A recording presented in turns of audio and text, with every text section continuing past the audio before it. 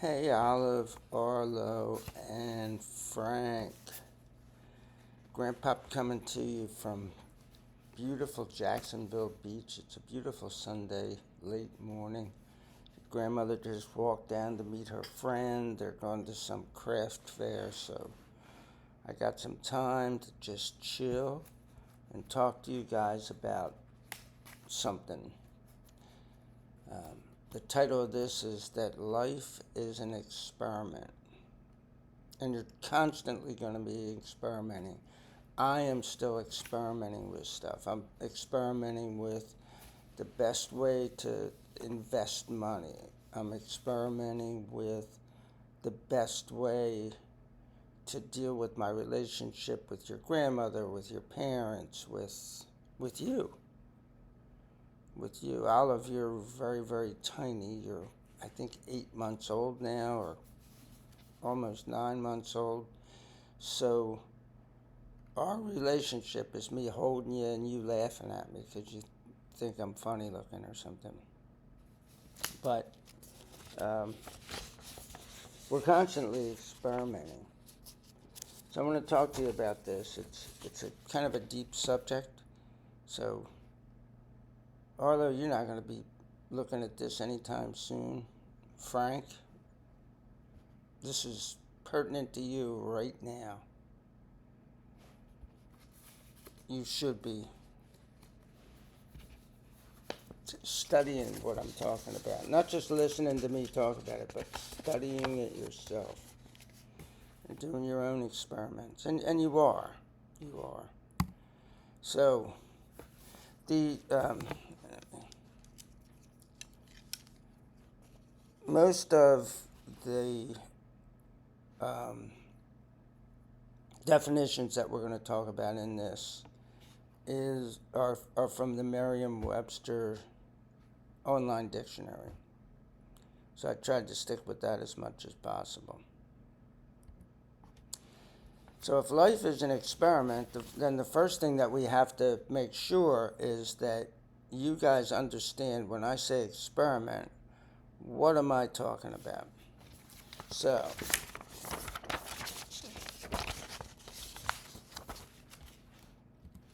an experiment could be something as simple as a test or a trial. And I'm not really talking about that. That's part of it. But if you just test something, you can say, well, I'm experimenting with this. Um, Say you're making a dish and you go, oh, well, I'm going to put a little more salt in it and see if it tastes better. And then you go like, oh, it tastes worse. Well, that's an experiment, but that's not really what I'm talking about. And then there's another one, which is a tentative procedure or policy. So when you're in the corporate world, you might go, well, let's try this. So you'll set forth a procedure and you'll say, we're going to do this and see how it goes. That's a little more like what I'm talking about, but it's really not. Even though that's what you're going to do. Say we're talking about raising children, which you don't care about now, because I don't think any of you have children. I know, Arlo and Olive, that you certainly don't have children. Frank, I don't think you have any. None that I know about. But here's the one that's really what it is, what we're talking about. An operation or procedure carried out under controlled conditions in order to discover an unknown effect or law, to test or establish a hypothesis, or to illustrate a known law.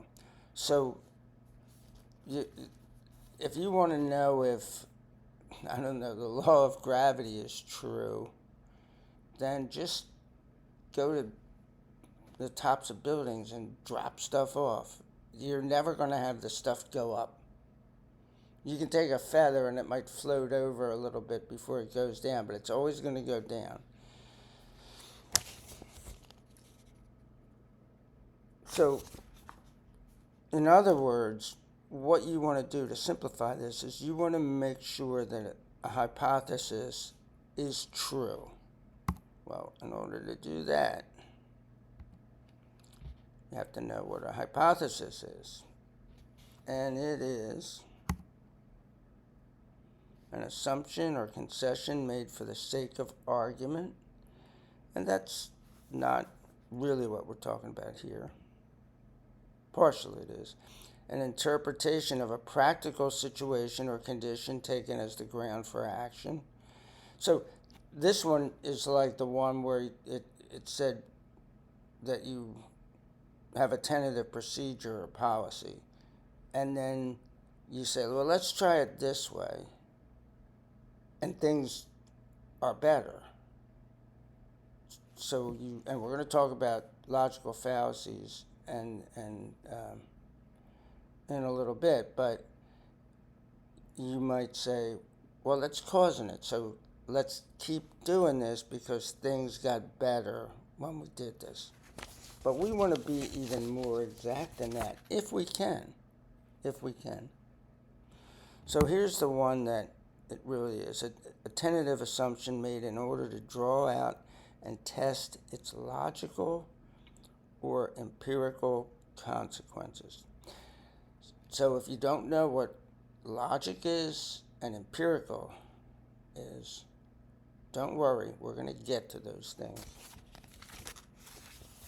But first, why do I say life is an experiment? Well, in life, you're going to constantly have problems thrown at you.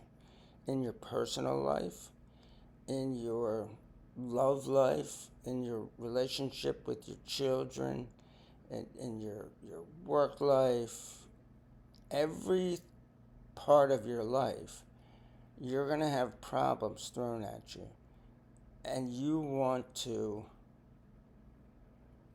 solve those problems. And in order to solve those problems, you have to be able to find the truth. The truth is at the center of everything. And I do mean everything.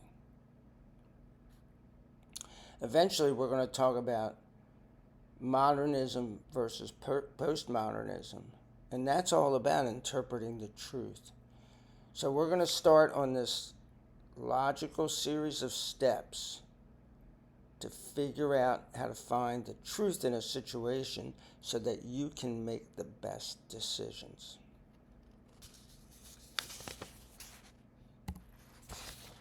Now, who's this dude right here? His name is Ravi Zacharias, or it was Ravi Zacharias. He has passed away. He was a Christian apologist. And apologist just didn't mean he apologized for being a Christian. It means that he explained why Christianity is true. He spoke a lot about the truth. And one time, I listened to his podcast or whatever it was. He had, what happens in podcasting is you have people who sit down and have a podcast and talk to other people. And then people like Ravi Zacharias, he went around the world giving sermons, giving lectures, talks, teaching classes. And they would take them and issue them as podcasts. So this was just a talk that he had given before a group of people somewhere. And he said that the truth must be three things. It must be logically consistent, empirically adequate, and experientially relevant.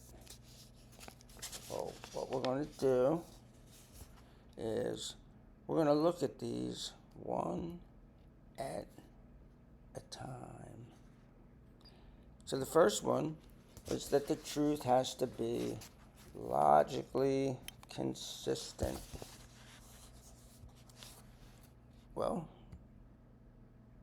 what's logic. I'm not going to assume that you know what logic is. Logic is a science that deals with the principles and criteria of validity, of inference, and demonstration. The science of the formal principles of reasoning. So once again, we're in the scientific realm. We're looking at life as an experiment, as a series of experiments. And the first thing that we run into when we hit logic has to do with demonstrating truth. The science of the formal principles of reasoning. So, what is inference? Because it said inference and demonstration. And we know what demonstration is. It means that we can show you something. Show and tell is that you show somebody something and you tell them, you demonstrate how it works. Well, inference is an opinion arrived at through a process of reasoning. Okay. Well, what is reasoning? Reasoning is the use of reason. I hate when they do that. Especially the drawing of inferences. So now we're back to inferences.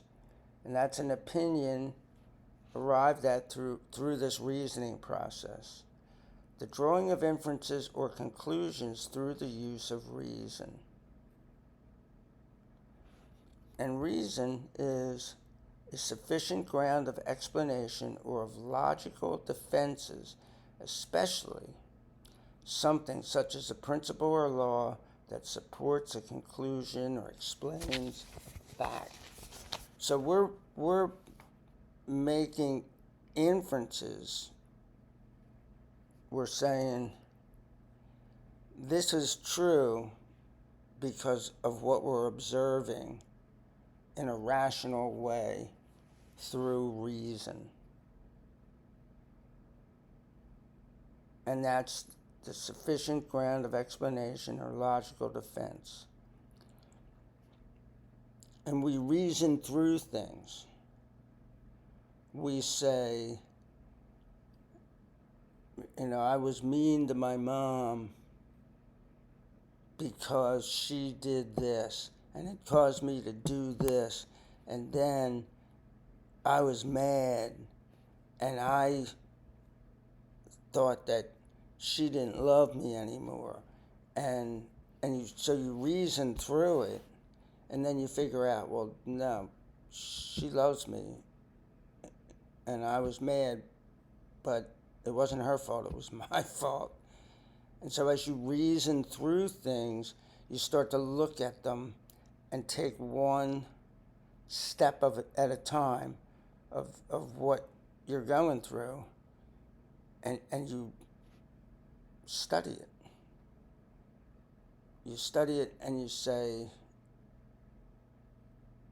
should I have done this? Should I have not done this? And we talked about consistently. So it's logically consistent. If it's consistent, it's marked by harmony, regularity, or steady continuity, free from variation or contradiction. So the truth has to be logical, and not just logical, but consistently logical. I think I can reverse these two words. So it's logical all the time. It's not going to, every once in a while, go to the illogical side and then come back. It's going to be consistent. Its logic is consistent. So since we brought logic into the discussion, we need to talk about some of the things that skew our results, that tug against logic, that go into illogic. And so we're going to bring up an old friend, an old friend that your granddaddy talks about all the time. And that friend is a group of logical fallacies. And I'm only going to talk about a couple of them. I've done at least 2 videos on logical fallacies. And when I say at least, what I mean by that is I've done 2 that were just about logical fallacies. And then I've done other ones that talk about logical fallacies. So let's just revisit 4 of them. So you have the post hoc ergo propter hoc, that's in Latin. And what it means is you look at something, you say, well, when A happens, B always happens. So A must cause B. Here's an example. I love to go down and watch the sunrise at the beach. And when you get down there, if it's completely dark out, you usually don't hear any seagulls. But by the time the sun comes up, the seagulls, it seems like they start to stir, and then by the time the sun's all the way up, depending on what beach you're at, you might be swarmed with these birds all around. Wah, wah, wah, wah, and they make a horrible racket. Well, you don't want to think, hey, it's dark and you don't hear them. Then you start to hear them. And the more you hear them, the more the sun comes up. Seagulls are making the sun come up. Like, no, they're not. They're not. Olive probably already knows that at 9 months old, 8 months old. Seagulls aren't making the sun come up. So that's the post hoc ergo propter hoc, and it means, basically, don't confuse. And I can't remember. Causality. But just because something correlates, don't confuse correlation with causality. There it goes. I spit that one out. The next one is ad hominem attacks. And we have to guard against these in our thinking. We want to listen to other people and go, oh, wait a minute, they just did a post hoc. And that's what they call it for short. They just did a post hoc. So let me question them and go, yeah, that was a logical fallacy. Do you have anything else? Do you have any other evidence to support this? Because that doesn't prove anything. And so what we want to do is we want to search ourselves to make sure that we eliminate as many of these things from our thinking and problem solving as possible. So the next one that's really prevalent is the ad hominem attacks, and that means to attack the person, not the argument. So we're in an election year right now. We are 7 months away from a presidential election in 2024. It's former President Trump versus current President Biden. The Trump supporters hate Biden. And listen, you're free to hate anybody you want. And the Biden supporters hate Trump. Once again, you're free to hate whoever you want. But that doesn't make the argument. So here's, they'll say, well, Trump's crazy. He's crazy. Look at his hair. And look at the stuff that he says. And all, but you're not going to vote for somebody based on their hair. And the stuff that he says is usually not as bad as it's spun, on the national news, where they'll go, oh, Trump said this. A lot of times they take the stuff out of context. Now, I'm not supporting Mr. Trump, and I'm not supporting Mr. Biden. So the Trump people, for Biden, he's in his 80s. So he's a doddering old fool, and he messes up and says some stuff that comes out really weird every once in a while. I'm a 70-year-old man. I say stuff that comes out really weird every once in a while. Your grandmother calls me out for it. She calls me an old man, and it's what happens. But you have to decide whether a political argument being made for your vote is based on the policy that you want to see brought forth. But nobody wants to argue that. It's easier to just attack these two men, so everybody does it. And another one that happens all the time is a straw man argument. So you set up a dispute or an argument that doesn't really exist, and that wasn't made, and then you knock it down. You set up the straw man and you punch it and knock it over. Like, yeah, I beat that argument. The one that always comes to me is Barack Obama in 2008, first black president. Before he became president, when he was running for president, he used to say, yeah, you know what they're saying. He doesn't look like the presidents on the dollar bills. So all the money in the United States, almost all of it, because Alexander Hamilton's on it, first Secretary of the Treasury, and actually Ben Franklin's wasn't a president. But you have Washington and Lincoln and Jefferson on the $2 bill. So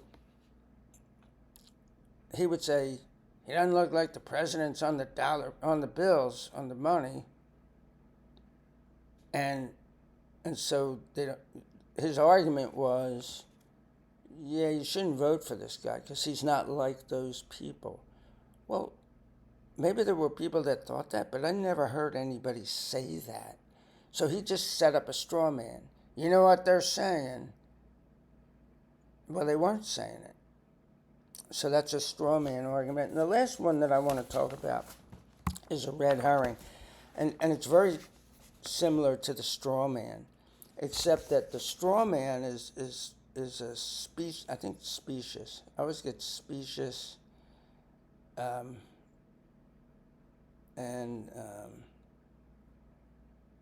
spurious mixed up. I think it's specious argument. It's made up. But the red herring is an actual argument, but it's unrelated.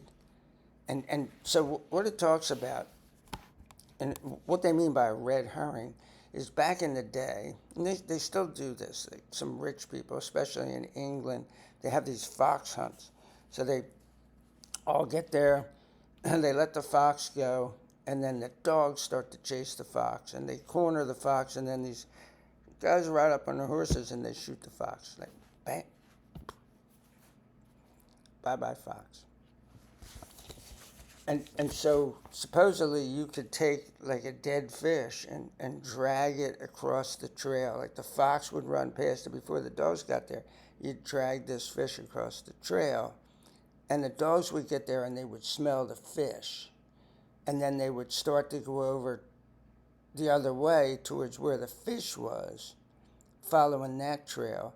And they'd start to eat the fish, and they would never be able to get the scent of the fox. And the fox would get away. And so that's what it's saying, is that you're doing something totally unrelated.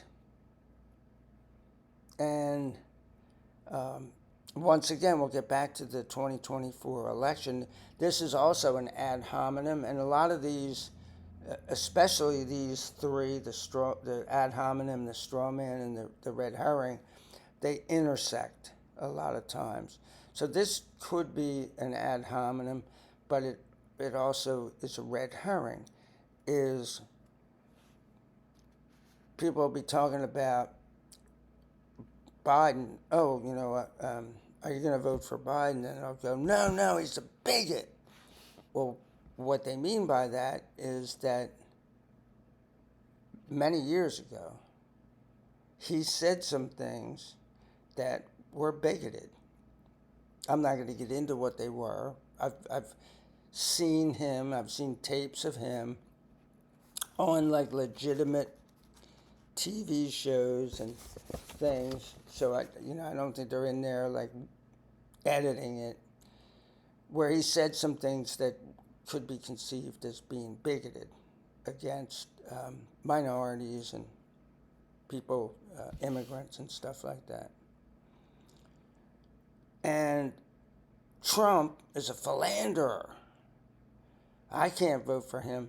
So what you want to vote for is the person who's going to make our lives better, keep us safe, do the things in the Declaration of Independence and the Constitution, provide for the common defense, promote the general welfare,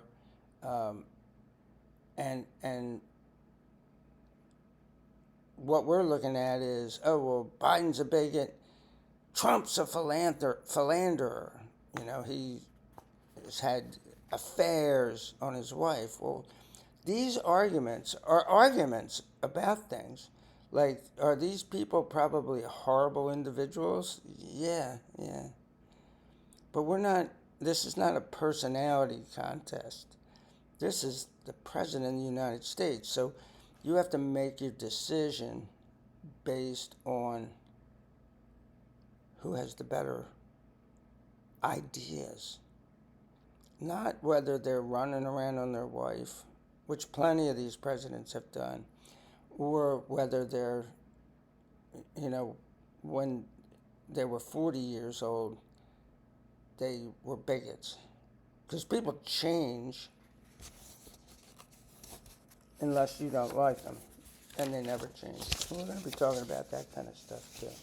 So now we're going to get to go on to the second principle about truth. Oh, yeah, my bad, I forgot. It's very important. Logical fallacies are fallacious, but they don't make an argument untrue. They certainly don't prove your argument, but they don't make the argument untrue. Like I said a little bit ago, you need something more. You told me this, that's a logical fallacy. This is the type of logical fallacy. You're going to have to give me more evidence to convince me that what you're saying is true.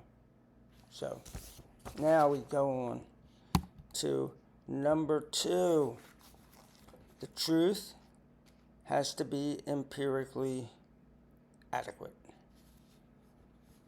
Well, let's define these. Empirical is originating or based on observation or experience, but not necessarily testing your hypothesis. So you don't have to test your hypothesis, but the whole thing is life is an experiment, and an experiment has a hypothesis and it's tested. So, but we are going to base it on observation and experience.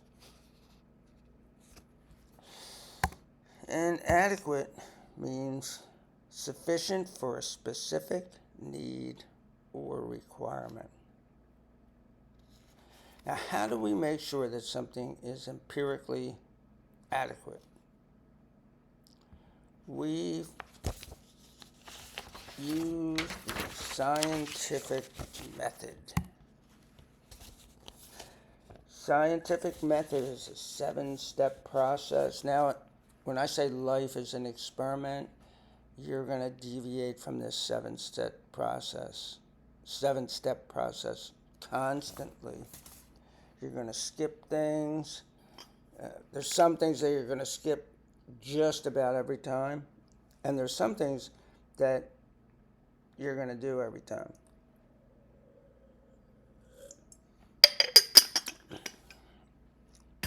And that in itself is an experiment.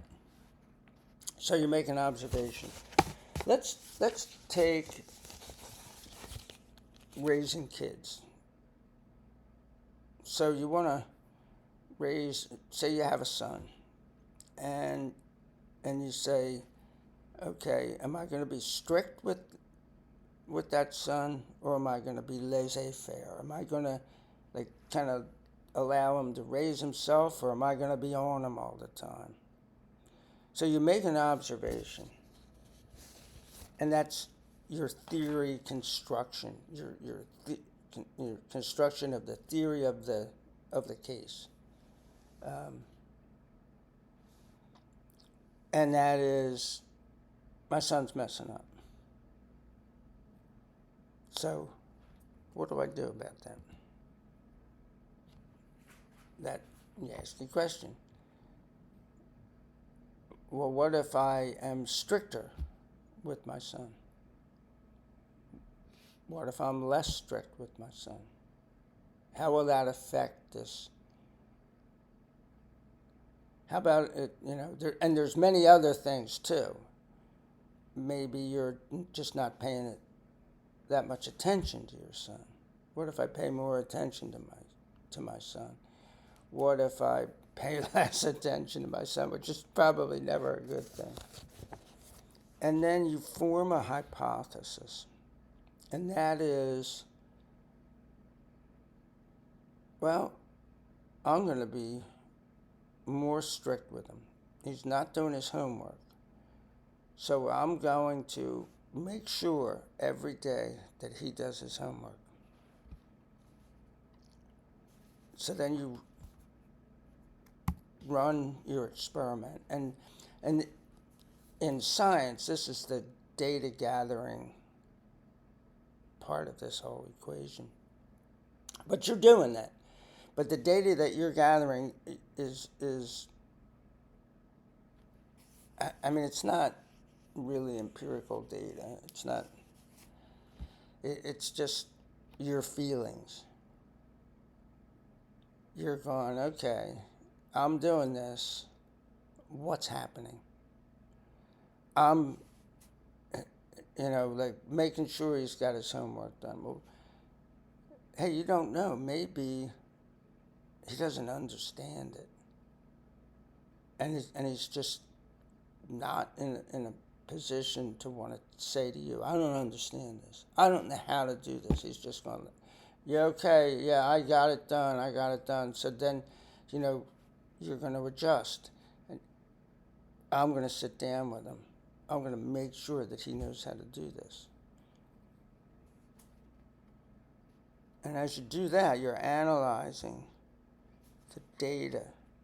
So, and you're drawing conclusions.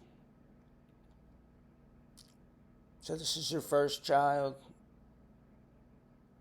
I spent time with him doing his homework. It got better. He started doing it on his own. Now he's an A student.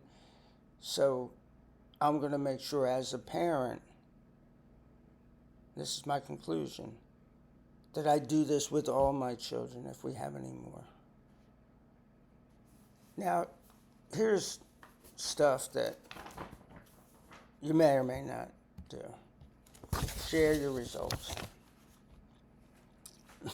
Usually when you share your results of these informal experiments, people go like, oh yeah, you know all about raising kids, don't you?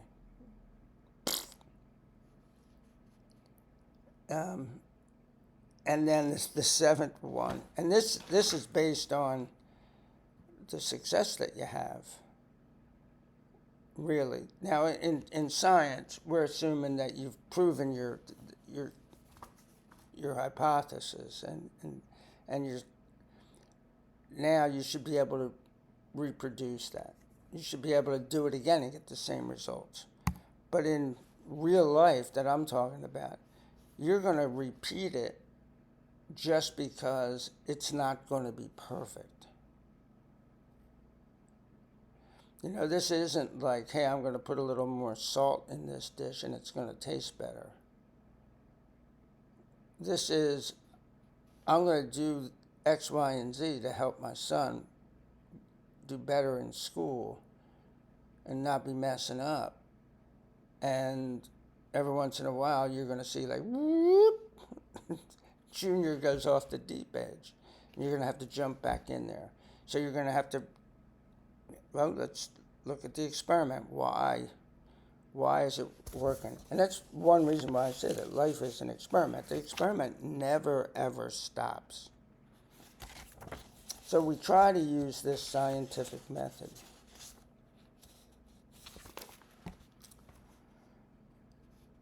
But we need to guard against cognitive biases because they skew our results. So when we observe things, we have to make sure that we rid ourselves of these biases. This is another one that in the logical fallacies, it's I think a two-part series. I had cognitive biases in there because they go hand in hand. So we want to guard against these. And I'm talking about four, and there are four big ones. One is confirmation bias. Stephen Covey, who wrote the 7 Principles of Highly Effective People, said, we don't see the world the way that the world is. We see the world the way that we are.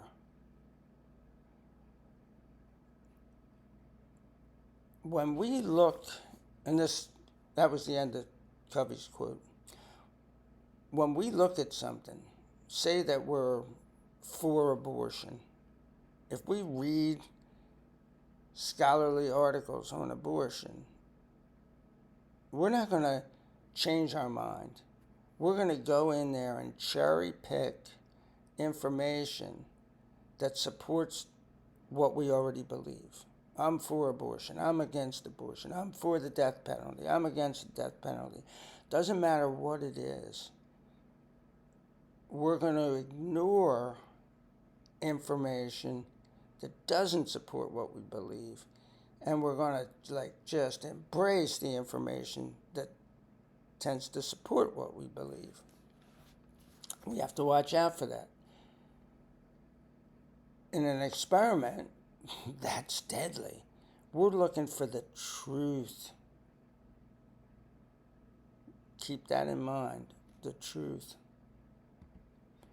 Second one is the fundamental attribution error.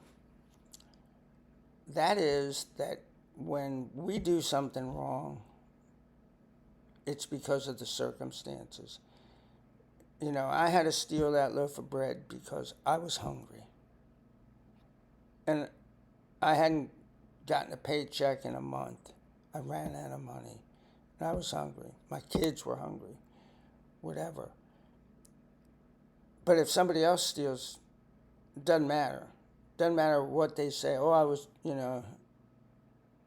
hungry and I didn't have any money.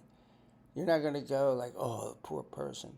You're going to say, yeah, that's just the way they are. They stole it because they're a thief.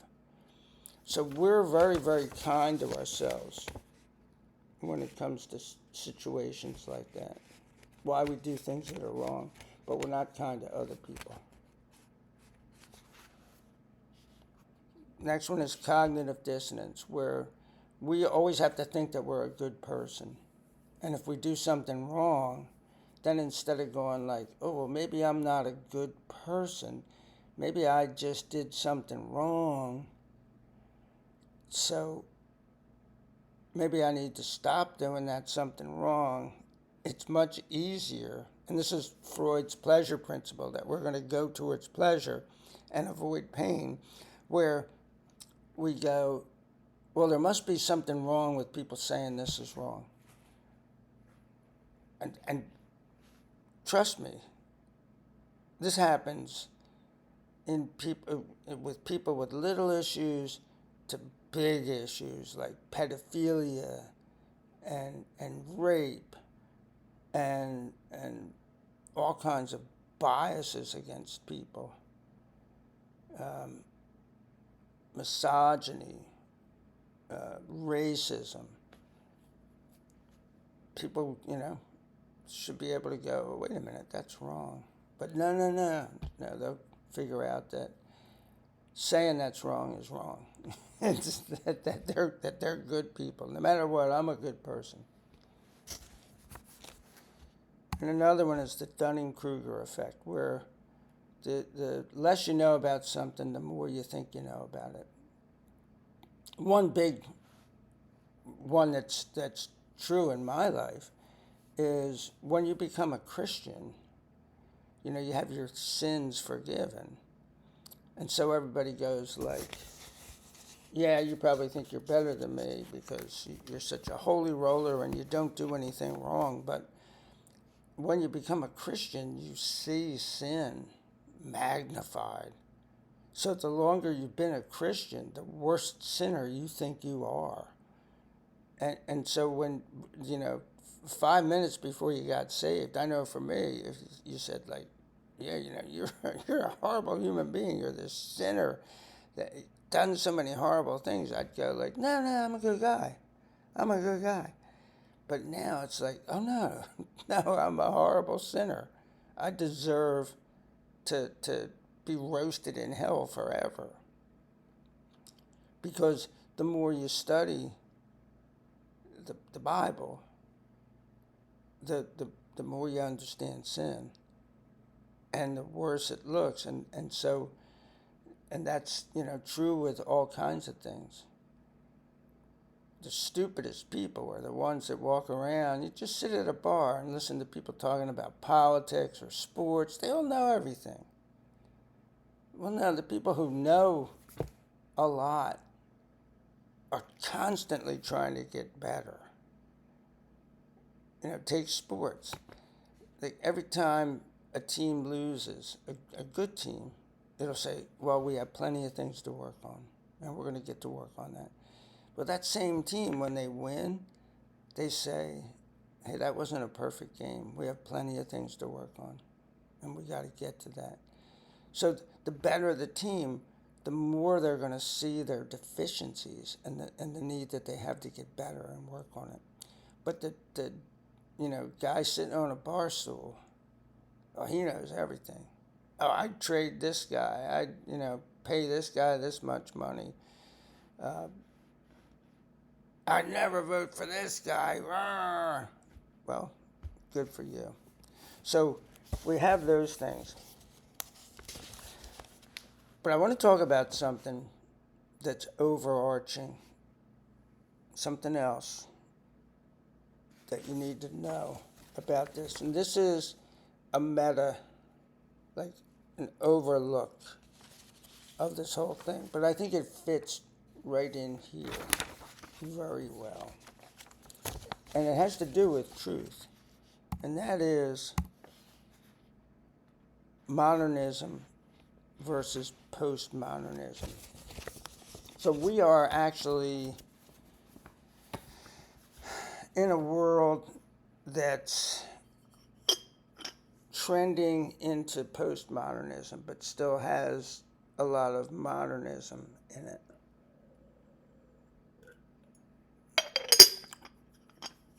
What I've been describing are modernist thoughts, empiricism.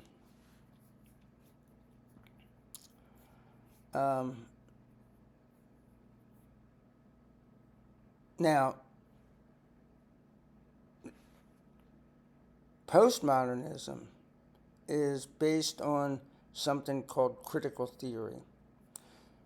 So let's look at these. Empiricism.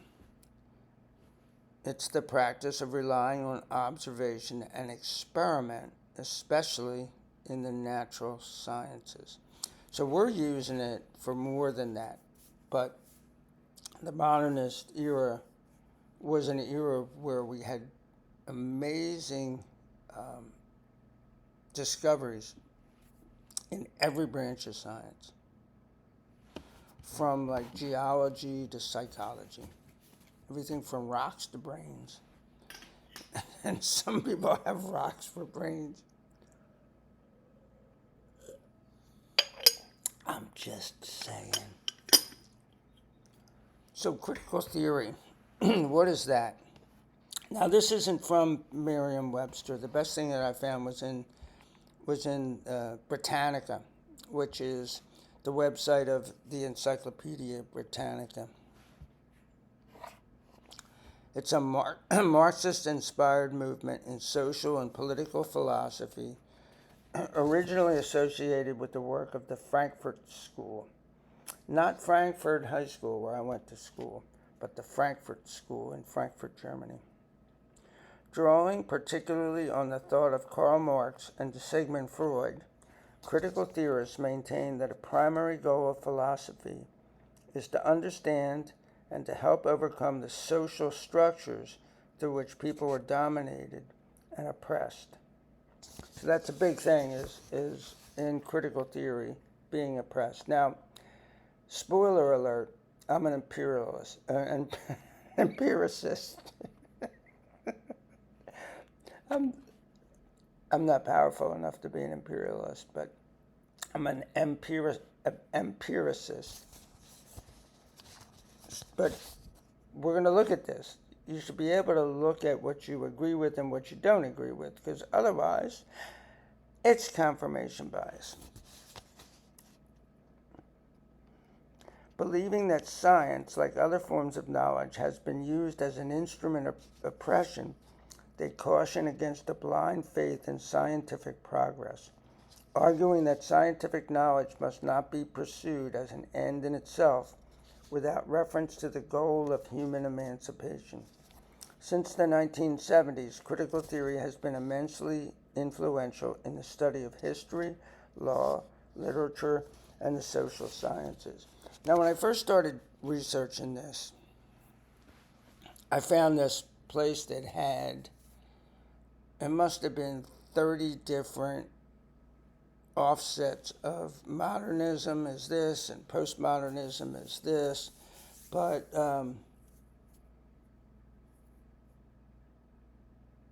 it's, how do I just break this down quickly? It's not empirical. A lot of it is based on, hey, this is what happened and that was bad. This is what should happen in the future, and this is how we need to get there. So there are a lot of people who want to pay reparations to blacks in the United States and other places in the world. And whether that's a good idea or bad, we're not here to talk about.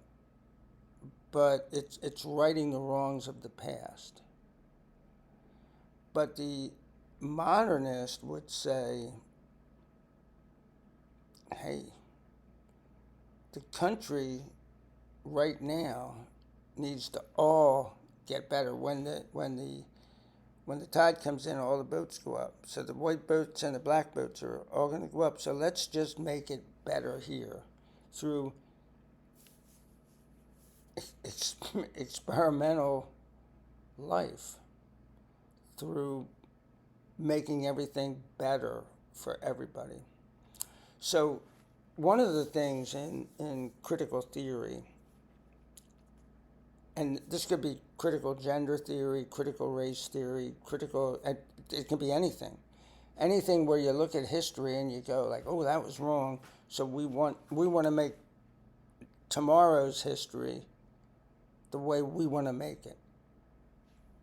You know, and it's not necessarily that everybody's going to be equal, but it starts out with that theory that we're going to have an equality of results. In modernism, trust me, not everybody who's a modernist believes this, but for the most part in modernism, it's the equality of at the start, the equality of opportunity, the equality of not having anybody go, oh, we're not going to let you do this because you are a woman, or you are black, or you are white, or you're, whatever. In critical theory, it's outcome, equality of outcome. Everybody should have the same outcome. Everybody should wind up with the same, and that is Marxist. Most people who are postmodernists are something, how do they get it out? They're woke. They believe in all these critical theories, and I don't. You're going to have to make up your own mind what you believe. You should study these things in detail.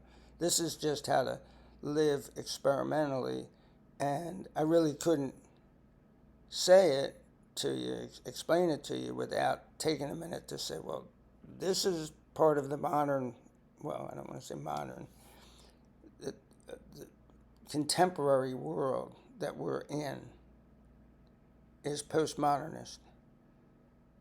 And so you're gonna be dealing with that if you live life experimentally, because the experiment a lot of times is going to tell you that you're going to do something that others are going to think that you're an oppressor. There's people that don't believe in any kind of punishment of their children. Like, oh, kids can just do anything they want to do. Well, if you don't believe that, and you're a strict authoritarian, and you believe in corporal punishment, then, oh, no, we want you to die in jail. So, but I don't want to beat a dead horse, so let's move on. And now, to the third truth about truth. That it must be experientially relevant.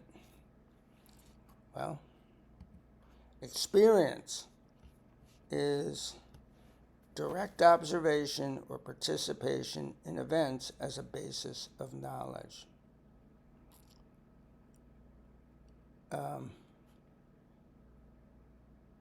It's the fact or state of having been affected by or gained knowledge through direct observation or participation. The second definition is practical knowledge, skill or practice derived from direct observation of or participation in events or in a particular activity. Or, like you can say, experience is how long you've done something. Well, I've had 10 years of experience doing this. Or the third is something personally encountered, undergone, or lived through. So it's all those things. Well, not as much the length of it, but that it has to be relevant to your experience. And what is relevance? It's relation to the matter at hand, practical, especially social applicability, or pertinence. So, is it applicable? Does it is the truth true as you experience it?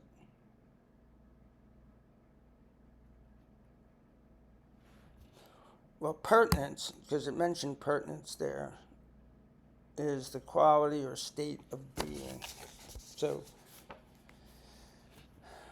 Is the truth true as you experience it every day?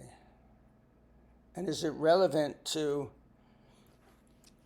well, here's a perfect example. If you're living your life as an experiment, and you're doing experiments to make your life better every day, is it making your life better? And maybe the answer is no, but you know that you're going toward making your life better. The facts lead to, like, I'll give you an example. Say that you drink too much, and you say, well, I have to stop drinking. Here's an experiment to do. I'm going to stop drinking and see what happens. And you stop drinking, and you lose your job, and your wife leaves you, and your kids hate you, and you go, oh, I might as well just start drinking again. No. If you believe correctly, if the truth is that you were heading down a really bad path on the highway of alcohol, which I know very well, that, well, hey, I'm going to stop. You need to stop. Because that's what happens a lot of times. People are like these horrible individuals, and they accept Jesus into their life, and then their life falls apart. The wife goes like, oh, I don't want to be around some holy roller. It's like, well, wait a minute. I used to beat you and get drunk and spend all the money at the bar and not provide for the kids. And now, like, I'm clean and sober, and I'm home, and I'm doing all the things that you complained about. Why do you want to leave me? Oh, I don't want to be with some holy roller Christian. But you're not going to go, well, no, I'm going to stop following Jesus. So that's that.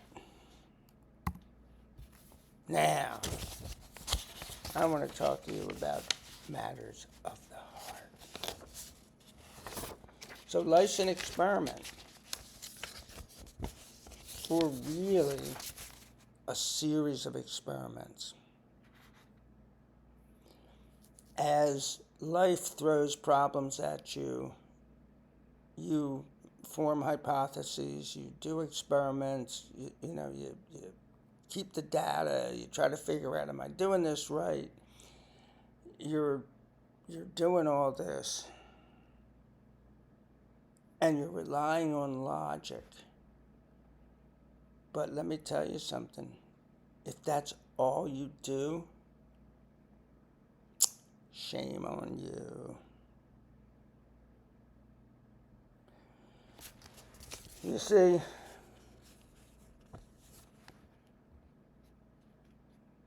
you can't use this 100% in most things in life.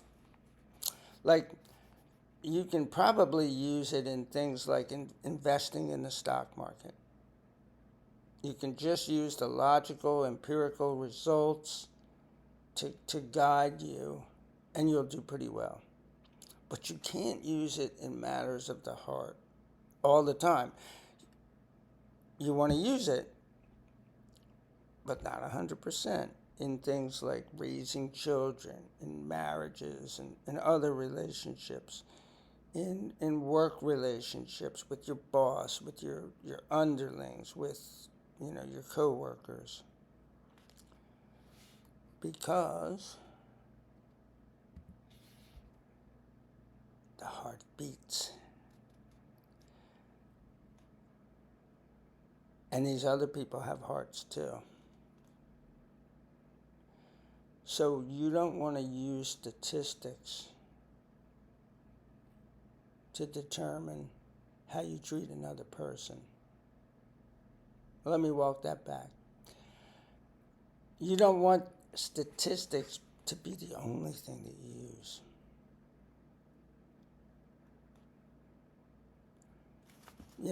I have a theory, an experiment that I do all the time, and it always works out. Every iteration of it works out. Is that if you want to improve something, measure it. So right now I'm getting ready to start a food log because I want to lose about 20 pounds. And I've been successful. I wanted originally to lose 30 pounds, and I've gotten 10 pounds off. But now when I start measuring the food that I take into my body, I will improve that. If you want to be fit, have a fitness log. I have a fitness log that I keep. But you don't want to measure other people. You don't want to keep statistics on them.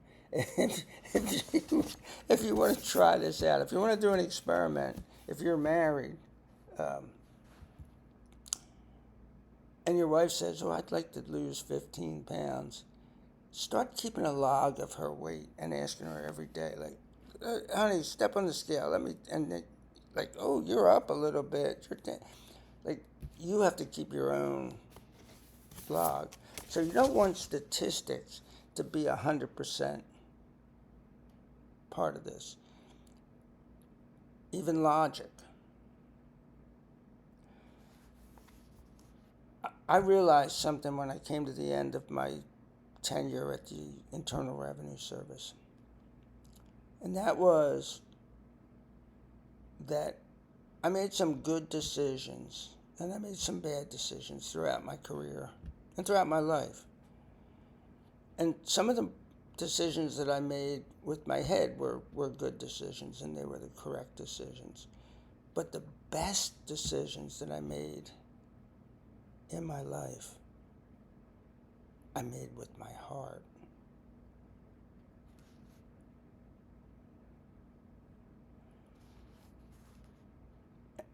And so you want to have that information that you've gleaned from your experiment. But you're not making these decisions just for yourself. So you have to take others' heads and hearts into consideration. And that's part of the whole thing. So it's not just an experiment at the empirical level. It's an experiment of who you are and how you can make everybody in your life better, not just your own.